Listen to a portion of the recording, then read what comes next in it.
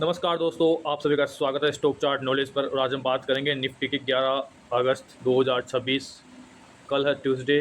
कल है निफ्टी की वीकली एक्सपायरी।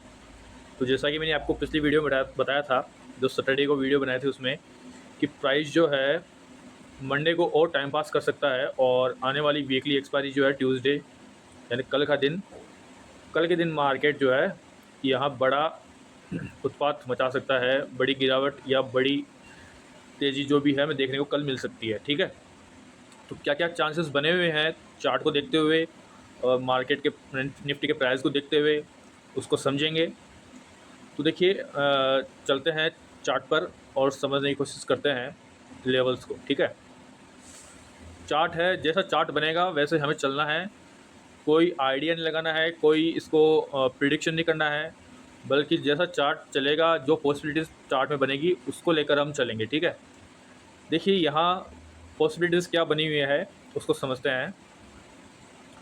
तो कल के दिन अपने पास पहली पॉसिबिलिटी ये है कि प्राइस जो है हमें यहाँ इस जगह से, जहाँ आज क्लोजिंग हुई है, यहाँ से एक तेज़ी दे सकता है या एक स्पाइक दे सकता है। स्टार्टिंग के जो भी स्टार्टिंग का जो 10 से 15 मिनट का टाइम आता है उसमें एक एकदम से उछाल दे सकता है। ठीक है, ओपनिंग टाइम में।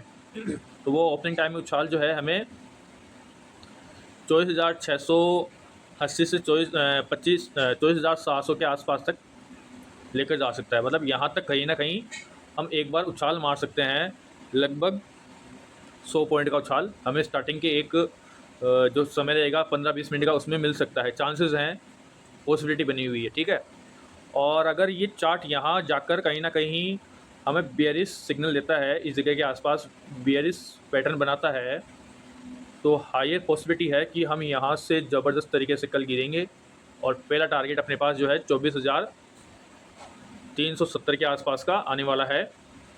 और क्योंकि यहाँ आपने देखा है कि यहाँ जो गैप बना हुआ है, तो प्राइस हमेशा आपको मैंने बता रखा है कि प्राइस जब भी गैप को फिल करता है तो कहीं ना कहीं बाउंस ज़रूर लेता है। ठीक है, तो अगर जैसे ही प्राइस यहाँ से गिरता है और डाउन साइड मूवमेंट बनाता है, तो यहाँ हमें जैसे ही प्राइस जो है गैप को फिल करने के लिए आएगा, तो हमें यहाँ अपना प्रॉफिट बुक कर लेना चाहिए।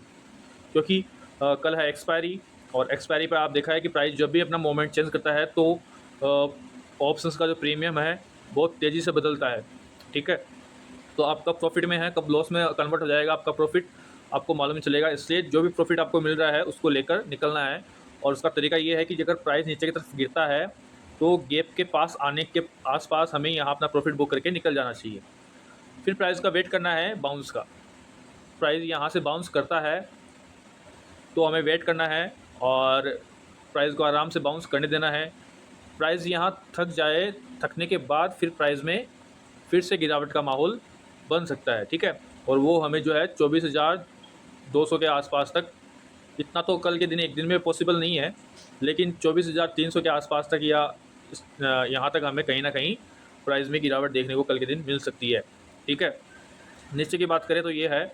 अब ऊपर की पॉसिबिलिटी बात करें कि प्राइस हो सकता है ऊपर भी चला जाए, तो उसके लिए हमें क्या करना है, क्या ध्यान में रखना है। ऊपर की पॉसिबिलिटी जो है प्राइस को देखते हुए कम है, लेकिन फिर भी एक चीज़ का ध्यान रखिए कि प्राइस जब तक ये जो अपना लेवल है 24,750, 24,750 का जो लेवल है यहाँ कहीं ना कहीं, तो यहाँ कहीं ना कहीं रेजिस्टेंस बना हुआ है। जब तक प्राइस इसको क्लियर नहीं करता है, इसको ब्रेक नहीं करता है, तब तक प्राइस में तेज़ी आने की पॉसिबिलिटी के चांसेस कम है। ठीक है, और अगर प्राइस ये जो लेवल है 24,750 के आसपास का, इसको अगर प्राइस ब्रेक करता है तो फिर 25,000 के रास्ते ओपन हो जाएंगे और हो सकता है 25,200 का टारगेट भी हम पकड़ लें निफ्टी में।